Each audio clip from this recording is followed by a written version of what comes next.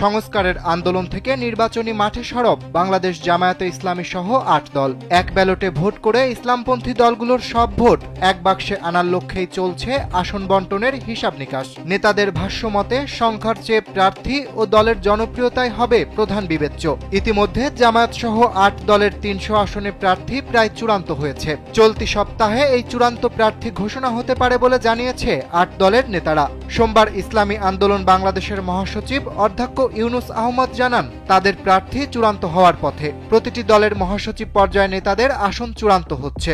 সব দলের আমিররা ২-১ দিনের মধ্যে বসবেন। ইউনুস আহমদ আশা করছেন আর বিলম্ব না করে এই সপ্তাহে প্রার্থী ঘোষণা করবেন। মনোনয়ন ফর্ম সংগ্রহের আগেই প্রার্থী চূড়ান্ত হবে। তিনি বলেন, এখন একই আসনে তাদের শরিক দলের একাধিক প্রার্থী মনোনয়ন নিচ্ছেন, এটা দলের অনুমতি নিয়েই। কিন্তু ৮ দলের অঙ্গীকার অনুযায়ী পরবর্তীতে চূড়ান্ত প্রার্থী ছাড়া সবাই মনোনয়ন প্রত্যাহার করবেন। কোন দল কত আসনে নির্বাচন করবেন এমন প্রশ্নের জবাবে তিনি বলেন, আমরা শুরু থেকেই বলছি দলের চেয়ে ব্যক্তির যোগ্যতা আর এলাকার জনপ্রিয়তা ও সামর্থ্যকে গুরুত্ব দেব।